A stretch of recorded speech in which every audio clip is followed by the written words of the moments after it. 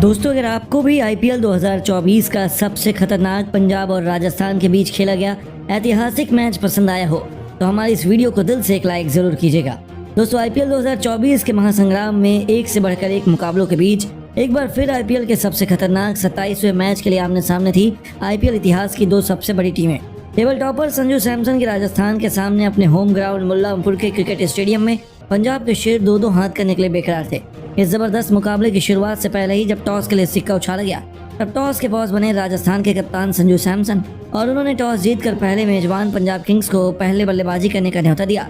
कप्तान शिखर धवन की गैर मौजूदगी में पंजाब के लिए यह चुनौती बिल्कुल भी आसान नहीं होने वाली थी और फिर जो हुआ उसने करोड़ों पंजाबियों से लेकर पंजाब के फैंस की भी आंखों में आंसू लाने का काम किया और यह मुकाबला इतिहास के पन्नों में दर्ज हो गया। जी हाँ दोस्तों, इस रोमांचक मैच की बात करें तो पंजाब की तरफ से एक बार फिर नई ओपनिंग जोड़ी अथर ताइडे के साथ जॉनी बेयरस्टो की खतरनाक जोड़ी अपनी टीम के लिए रनों की बरसात करने के इरादे से आई थी। उनके कंधों पर अपनी टीम को एक मजबूत शुरुआत दिलाने की इंपॉर्टेंट जिम्मेदारी थी और दोस्तों अथर ताइडे के इरादे तो कुछ और ही थे। यह खिलाड़ी अपने पहले ही मैच में अपना इंप्रेशन जमाने के इरादे से आया था और जैसे ही दूसरा ओवर लेकर कुलदीप सेन आते हैं अथर ने उनका स्वागत ही लगातार दो गेंद पर दो खतरनाक चौके लगाकर किया।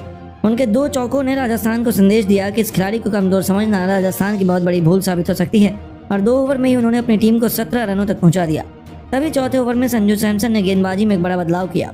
उन्होंने युवा गन आवेश खान को गेंदबाजी आक्रमण पर लगाया और ऐसा लगा कि ये उनकी बहुत बड़ी गलती साबित होने वाली है, लेकिन दोस्तों ये तो संजू का मास्टर स्ट्रोक साबित हुआ क्योंकि आवेश खान को बड़ा शॉट लगाने के प्रयास में अथर्व गलती कर बैठे और वह कुलदीप सेन को एक आसान सा कैच थमाकर पवेलियन की शोभा बढ़ाने लौट गए।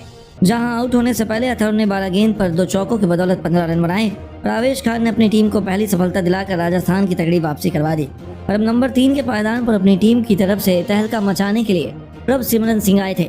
4 ओवर में पंजाब ने 28 रन बनाकर अपना एक विकेट खोया था और मुकाबला बराबरी पर खड़ा हुआ। या कहीं राजस्थान कहीं न कहीं मैच में आगे नजर आ रहा था। T20 के इस गेम में टेस्ट मैच का पूरा मजा फैंस को देखने को मिल रहा था। जहां पंजाब की पारी तो कछुए की रफ्तार से आगे बढ़ रही थी। ऐसा लग रहा था कि उनके बल्लेबाज कोई रिस्क लेना ही नहीं चाहते। 6 ओवर में मुश्किल से पंजाब की पारी 38 रनों तक पहुंच पाई और बढ़ते दबाव के बीच जो हुआ उसने करोड़ों पंजाबी फैंस की आंखों में आंसू लाने का काम किया। 7वें ओवर में आते ही युजवेंद्र चहल ने प्रभसिमरन को अपने जाल में फंसाया।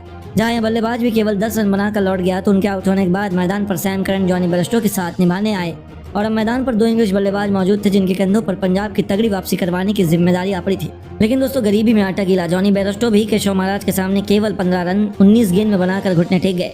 पंजाब का पूरा बल्लेबाजी क्रम बिखर चुका था और 8 ओवर में 47 रन बनाकर पंजाब ने अपने 3 बल्लेबाजों को खो दिया। ऐसा लग रहा था कि पंजाब की टीम तो 150 रन भी नहीं बना पाएगी क्योंकि राजस्थान के पास एक घातक गेंदबाजी क्रम मौजूद था और दोस्तों कुछ ऐसा ही नजारा हमें देखने को भी मिला।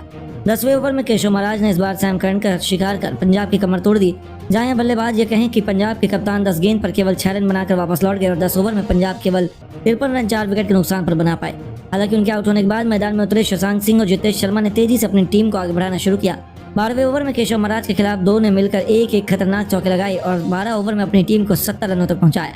लेकिन दोस्तों राजस्थान के घातक गेंदबाजी क्रम के सामने शशांक का जादू भी आज फीका पड़ गया। जहां 13वां ओवर लेकर आए कुलदीप सिंह की पहली गेंद पर शशांक भी ध्रुव जुरैल को अपना आसान से कैच थमा बैठे और 9 गेंद पर 9 रन बनाकर पवेलियन लौट गए तो उनके आउट होने के बाद मैदान पर अब लियम लिविंगस्टोन आए जिन्होंने जितेश शर्मा के साथ मिलकर संभल कर अपनी टीम को आगे बढ़ाना शुरू किया।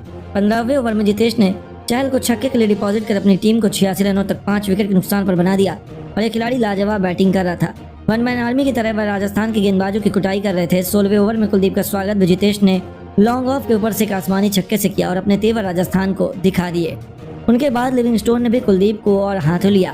5वीं गेंद पर एक चौका लगाया और ओवर की आखिरी गेंद पर अपने बल्ले की गरज से एक ऐसा आसमानी छक्का लगाया कि राजस्थान की गेंद में तहलका ही मचा दिया। इसी के साथ इस ओवर में इन दोनों बल्लेबाजों ने मिलकर 17 रन बटोरे और 16 ओवर में अपनी टीम को 103 रनों तक पहुंचा दिया। लेकिन दोस्तों उनकी रणनीति ज्यादा लंबी नहीं चली। 17वां ओवर लेकर आए आवेश खान ने पहली गेंद पर खतरनाक दिख रहे जितेश शर्मा को वापस भेजा। आउट होने से पहले जितेश ने 24 गेंद पर एक चौके 2 छक्कों से सजी 29 रनों की बहुमूल्य पारी को योगदान दिया।